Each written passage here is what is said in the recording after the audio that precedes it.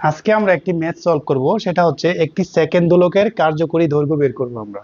তাহলে দেখো এখানে সেকেন্ড দোলক বলা আছে, তারপরে কার্যকরী দৈর্ঘ্য বের করব। তাহলে আমরা জানি কার্যকরী দৈর্ঘ্য সমান হচ্ছে এল, এল ইকুয়ালটা আমরা বের করব। তাহলে আমাদের কাছে দেয়া আছে কি, দেয়া আছে হচ্ছে সেকেন্ড দোলক। সেকেন্ড দোলক যদি আমরা বলি তার মানে দোলনকাল হচ্ছে 2 সেকেন্ড, এটা আমরা বুঝে নিব। আর জি তো আমরা জানি 9.8 metre per second square. Okay fine. তাহলে আমরা এই সেকেন্ড দোলকের এই কার্যকরী দৈর্ঘ্যটা সলভ করার জন্য আমাদের একটা সমীকরণ জানা আছে, সেটা হচ্ছে সরল দোলকের সমীকরণ টি ইকুয়াল টু 2 পাই √L/জি, যেটা আমি অলরেডি লিখে রেখেছি।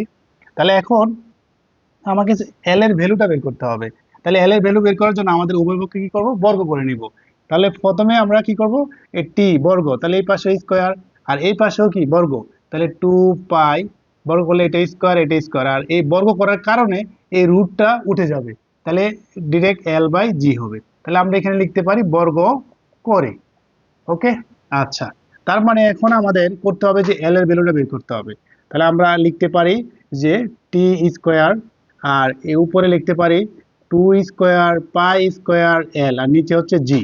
ওকে, এখন আমরা আর আর গুণ করবো। তাহলে আর আর গুণ করলে এটা এই পাশে চলে আসবে। তাহলে এটা এই পাশে আসলে 2 স্কোয়ার, তাহলে এটা আমরা লিখতে পারি 4, আর পাই স্কোয়ার এটা তো কনস্ট্যান্ট, আর এল লিখে ফেলবো। আর এটা টি স্কোয়ার, তাহলে টি এর ভ্যালু হচ্ছে 2 সেকেন্ড। তাহলে আমরা লিখতে পারি 2 স্কোয়ার ইন্টু জি।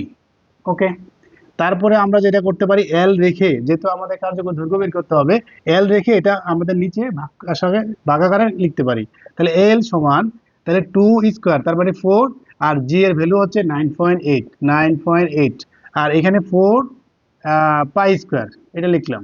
ওকে, তাহলে এখন এই 4 আর এই 4 কাটা, এখন 9.8 কে আমরা পাই স্কোয়ার দিয়ে ভাগ করতে পারি। তাহলে তোমরা অবশ্যই ক্যালকুলেটর হাতে নিয়ে নিবে।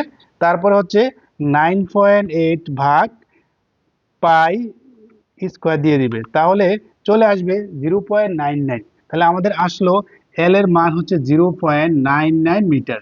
তার মানে হচ্ছে কার্যকরী দৈর্ঘ্য হচ্ছে 0.99 মিটার। আশা করি তোমরা এই ম্যাথটা ভালোভাবে বুঝতে পেরেছো। তারপর কোথাও যদি সমস্যা থাকে তাহলে কমেন্ট করে জানিয়ে দিবি। আল্লাহ হাফেজ।